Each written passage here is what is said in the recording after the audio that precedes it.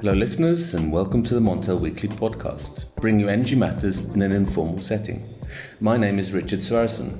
Today we're in Berlin and we're looking at a German energy policy special. I'm joined by my colleague Nora Buli, who's edited Germany. Welcome to you, Nora. Hello.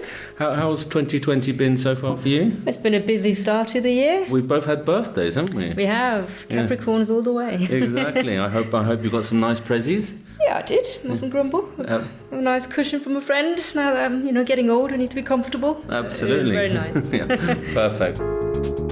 And we're going to meet a very prominent economist even, who is often in the news regarding energy policy from Berlin. Could you give us some more details about who we're going to meet today?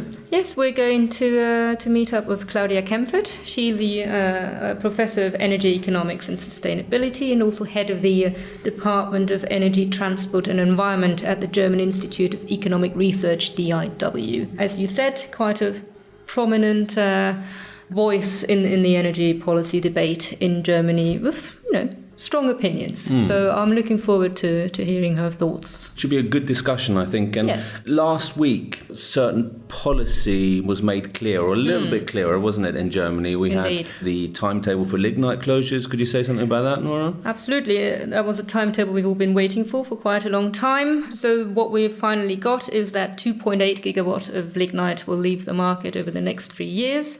All of those belong to RWE. And are situated in western parts of Germany. Then we will see 2 years between 23 and 24 where nothing leaves the market, and then another sort of bout of closures between 25 and 29 of 5.7 gigawatt combined. This time also covering LEAG, who runs lignite operations in eastern parts of Germany. There was a big debate how far East German companies or the East German mining region can already handle losing valuable workplaces that are very important for the economy there. And then we've seen the ultra-modern coal-fired plant Datteln finally, potentially. Or so they say, yes. Finally coming online around middle of the year. Middle of the year. And then some hard coal plants which will be tendered for closure. But I think I'm looking forward to discussing with Claudia more what this means for the market and more about the criticism surrounding these policy announcements, and even hearing more, what it means for EUA cancellations and other energy policy issues. So we'll leave that for the discussion with Claudia. Yeah, looking forward to it. Excellent. Let's go.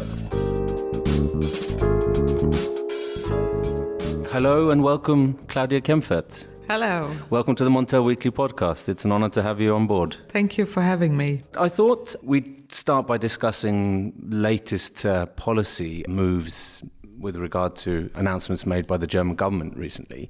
There was some clarity last week about the lignite closure timetable. Could you give us some details in here and what your reaction was to this? Yeah, well, it has been a long process to come to this coal phase-out plan, the concrete phase-out plan, including the law in Germany, because previously there has been a coal commission also establishing recommendations how to do it best in Germany.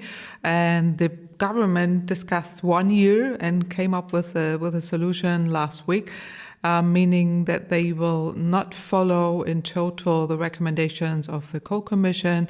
They are not phasing out coal as quickly as the commission has indicated or recommended. They have also agreed on special compensation payments for the utilities, which are very high. So at the end, I would say it's not wise not to follow the recommendations of the coal committee or coal commission, and also to increase the costs so heavily. So it's quite expensive coal phase out or quite expensive climate policy for not enough transformation, I would say. How does it differ from the plans laid out by the coal commission, what the government put forward last week? Yeah, they are starting later than the coal commission has recommended. They are not phasing out as the capacities as the coal commission has indicated, and they are not increasing the renewable energy as much as the commission has indicated, and also the payment or the compensation are much higher than initially thought. These compensation payments, how big were these? Well, it's above 3 billion euro that the coal companies get. It's much higher than initially planned, especially if you look at the profitability of the power plants. It's much too high, I would say. They get a lot of money for phasing out nothing, so to say, because the coal-fired power plants are already quite old and they would have been shut down anyhow. So that's quite large, and also the compensation is quite high. So it's quite a big gift to these companies anyway. I mean, would there be a case for saying that some of these plants now would run longer than they would originally have done, given what's happening in the carbon market, given how these are sort of increasingly being priced out of the market? Yeah, that's a good point, especially because of the increasing CO2 prices. They are already priced out. So I would say, yes, they are running longer and they get money for it. And that's not how markets should solve it. But it's a good deal for the utilities, really good deal. They make profit out of it. But anyhow, the government wanted to phase out nuclear coal after nuclear, and this is the reason why they came late, and they wanted to have also a peaceful way of doing it with all the different kind of voices. They wanted to get around the table and get a solution for it. But at the end, I would say it's quite expensive for utility or for the taxpayer in Germany. But it's interesting you're saying they tried to find a solution that would kind of please everyone, but the immediate reaction, at least from the environmental lobby, was outrage. I mean, what was it? It's a scandal. It was very strong words they found, because they felt that so much of it was in breach of the hard-fought proposals from the Coal Commission. And I think one of their key points was that, as you said, the closures come later. There's 3 stages, I think, of closures, and a lot of the plants going offline are kind of coming offline at the last possible time or year. Some have argued that really is also detrimental to really reducing emissions. Do you have some numbers on that, or how much harder is it for Germany? Because they're doing it to meet emissions target. They're not just doing it to ruin the coal industry in Germany. There is a plan. Yeah, exactly. And this is why it's so a pity that they are not following the very difficult agreement of the Coal Commission, because they recommended to start earlier with phase out coal-fired power plants, the older one and the most inefficient ones, and then not do everything at the latest. And right now they are doing the opposite. They do everything at the latest, so they are running longer and get even more money for it as they initially have recommended. So I think it's not a wise strategy to do it in that way, especially if you have a Coal Commission recommending special paths and also compensation methods. Not to do that in that way is exactly as you described. They are opposing part of this committee or commission, and that's a problem also for the peaceful way of doing it. And also from what you mentioned, the emission reduction, it will not be high enough, or they do it because they want to reduce emissions in the energy sector. That will not happen in that way. So to the first calculations, it's 50 million above the target they wanted to reach. So 50 million tons of CO2 need to be reduced in another sector. Most likely it's the transportation sector, not the building sector, because you need more time for it. And here's a big question mark how they would do that, because the transportation sector is lacking emission reduction strongly, and they need to revise that as well. So to my opinion, it's really a pity. I agree with this criticism you have heard or mentioned in Germany, indicating by the environmental groups, but also by scientists of that group, in saying, well, it's too late, it's too expensive, and we will not reach the climate targets. And that was the initial plan of doing so. So it's not understandable why they do it in that way. So it's obviously a victory for some hard lobbying by the utilities or by the coal lobby, it seems to be. But an additional aspect which I find very interesting, Claudia, is that there's been talk almost as long as I've been working at Montel about this one coal plant called Datteln, this very ultra-modern coal plant that looks like that's going to come online finally after many, many years, 10, 12, 15 years. So isn't that a little bit ironic that actually Germany then is granting a license for a new coal-fired power station to come online and emit even more. Yeah, that's really a big mistake, to my opinion, because as you were correctly mentioning, they are emitting more, even though they say, well, we are shutting down old-fired power plants and we are not emitting more. But if you look carefully at the balance, you see they will increase emissions, especially because this power plant will run until the end. And this is not a wise decision to bring a new coal-fired power plant in place, especially of the signal you give also that you announcing a coal phase-out plan and the first thing you do is to phase in a new one. That's not a clever strategy, I would say. And the Coal Commission recommended not to do that, and I would agree they should have not done it. And they arguing because the compensation is too high, but right now the compensation is already extremely high. So it seems that they are just, as you mentioned, a big victory of the coal lobby, that's for sure, because if they would have not agreed on this huge compensations, would have been much cheaper and also more efficient. Absolutely. And then you have the additional factor of once you do start closing these plants, if and when, well, we have the timetable now, of course, but then what do you do with the EUAs? Because this is a big factor for the carbon market. The carbon market is looking at this and saying, well, we want clarity on when and how do you do this? Because, if this is not clear, then, you're going to leave a lot of uncertainty. Will these come to the market or won't they come to the market? And by when? Exactly. What's your view here? Well, I completely agree that you need clarity for this. And at the first stage, they said, well, we will not get these emission allowances out of the market. But now they say, okay, that we will do that and we will use the market stability reserve for this. But it's unclear how big this will be and what does it mean on the market and how much they will really reduce or put the emission certificates into this reserve in order to clarify the market. So we need urgency on the clarity of this. We are a few days before the government is due to officially announce this. Do you expect any changes to be announced or any unexpected issues to come up when it is due, which is on Wednesday, 29th? If I'm not mistaken, will there be any more clarity on this issue, for example? Or will they backtrack even as a response to the criticism? Yeah, I hope so, that they will give clarity at least on this emission certificates, that they clearly say, well, we do that. We are calculating the emissions and we will put this EUAs out of the market and that same amount or in the same value.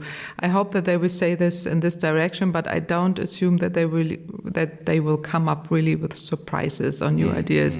I could imagine that the opposition, especially the Greens, will react in the parliamentary process after Wednesday when they announce it, because the last time when they established the CO2 prices, if you remember, in Germany, and the CO2 increase of the price of for different kind of fossil fuels, they made the law, and after the Greens in the parliamentary process changed the price again, and they already announced that they would go for different kind of corrections. Well, we will see whether they will make it. Yeah, that's an interesting point, because last time it was the Bundesrat, which represents the federal states, so I guess in Germany, and they can propose changes. But obviously, one of the key issues with the lignite deal has been that some of these states are very instrumental in bringing about the kind of watered down version. So how much of a chance do you see that sort of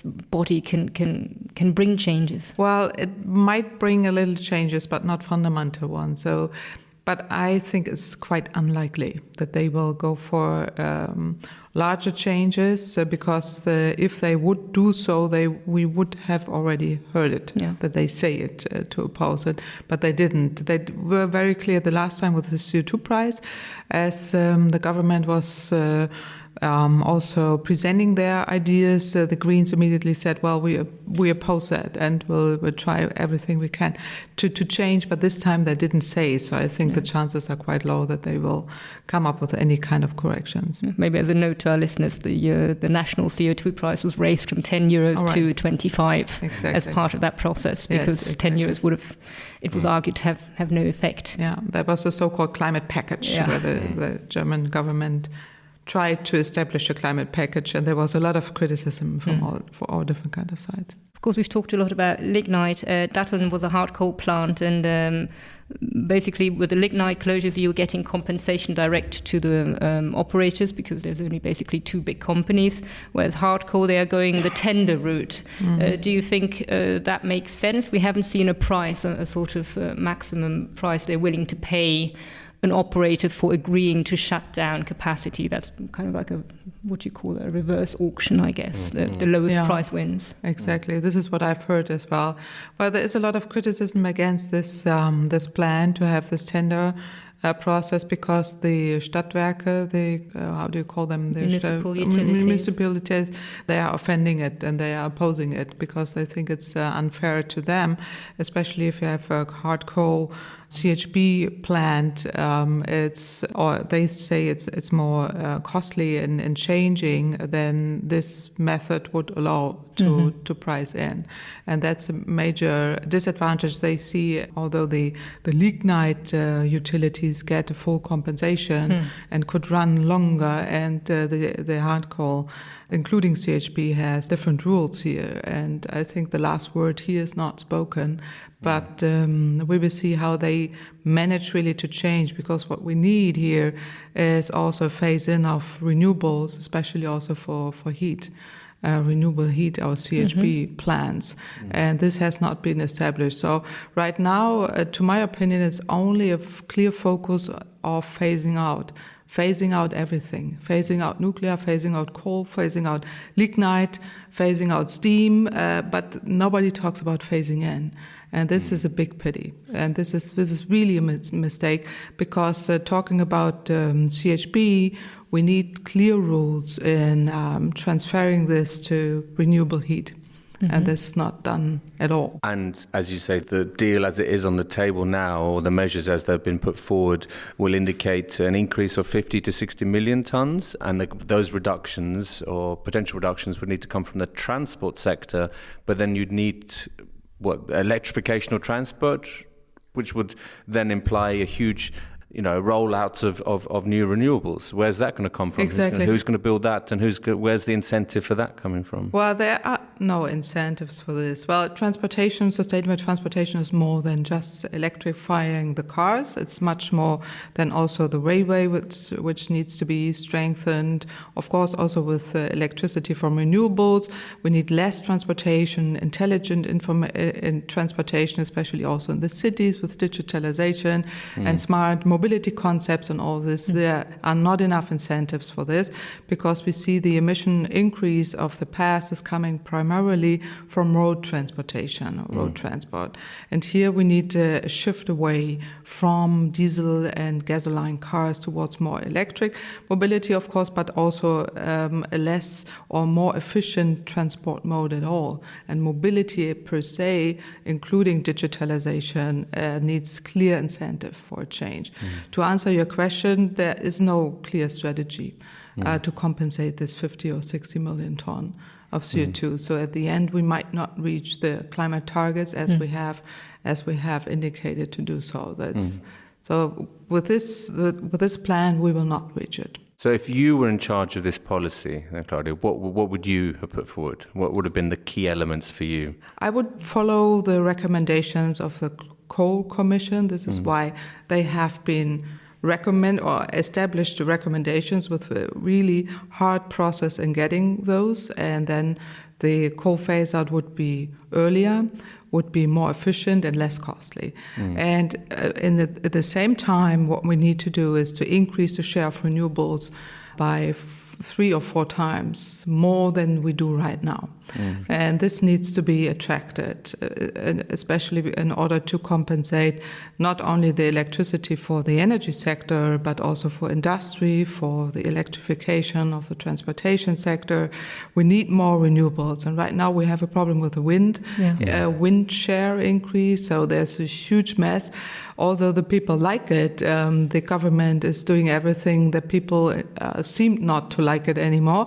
And the whole process is very inefficient. So that would be my second thing to what I would do better, as you ask, is to change that and also to change the process. And the third thing I would do is transportation, which needs to be more sustainable very urgently. And all the three things are lacking. What can the government do to increase the renewable share? I mean, 3 to 4 times, I think you said. Obviously, Germany already has, I think, over 100 gigawatt of renewable capacity. Yeah, the 3 to 4 times of the speed of right now. Speed. The speed of increasing the share. It's not the total capacity, but what we need right now is especially an increase of renewables in the southern Germany, in Baden-Württemberg and Bavaria, especially because there also the energy demand is quite high, and we need also a higher share of renewables, as I already said, for the industry and for CHP, for the heat production as well, and including a higher share of insulation of buildings, because we need a higher energy efficiency in the building sector as well. So for all this, we need an increase of renewables, not only wind. Solar is still limited with a 52 cap of compensation, gigawatt cap. That should be replaced or should be deleted completely. And also the increase of wind is very important, biomass and all the rest, geothermal as well. So we need to have all the different kind of renewables as team players in the market as soon as possible. What's the role of hydrogen here, Claudia? I mean, where do you see that fitting in? It's maybe too early to say, but that could have a key role in, for example, the decarbonisation of transport, heating maybe as well. Now, for heating, I especially don't see it because it's too costly. Because we need to produce hydrogen, and for this we need 7 to 8 times more renewables than if we would use the renewable electricity directly. So we recommend to use renewables electricity directly as much as you can for electric mobility, for railway, for buildings like heat pumps, for example.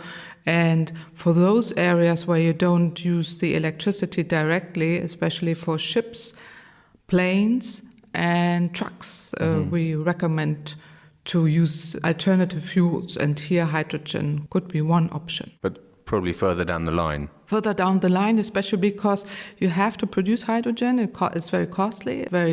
You need a lot of renewables for this, and there are scenarios showing where we go to North Africa and produce with solar heat hydrogen there, but that's also very costly because you need transportation. It's so costly that you should use it only for those areas where you don't have a clear alternative with renewable energy to use it directly because of efficiency and because of cost. And then I think key element as well on the policy front is what's going to come out of Brussels in this new commission in the Green Deal. Do you expect more to come from the Commission in terms of, clearly laying out the decarbonisation of the gas sector and also becoming, the electrification of transport, etc.? Do you expect a big push to come from them? Yeah, I expect a big push coming from the Green Deal, but especially because of the investment, which is triggered also to the individual sectors where we need it, with the increase of renewable energy, with the increase of electrification of the transportation sector, but also in the building sector, and use such kind of prosumer approaches that you use the buildings which are very energy efficient, that they produce electricity and consume it with battery storage, for example, or other storage options. And all this is in the Green Deal. And to me, it will bring a big push. Although the 1 trillion, which is mentioned, sounds a lot, it's not really a lot of money. If you look at the expenditures that Europe is doing every year, it's only the subsidies of fossil fuels or the imports of fossil fuels, which is 1 trillion in 2 years. So that's not a large amount of money, but we need for this more. But the framework is important here, and Europe will provide this framework, which we need in order to transform the whole system. And for this, I would say the Green Deal is much better and much more worth than the climate package or what Germany is right now doing. Okay, we'll keep a close watch on Brussels, I think, going forward. Claudia Kemfert, thank you very much for joining the Montel podcast. And Nora, thank you as well for joining us. Thank you. Remember, listeners, to keep up to date with all our stories on Montel News and follow us on Twitter, LinkedIn, and subscribe on Apple Podcasts and Spotify, and even Google Podcasts. Thank you and goodbye.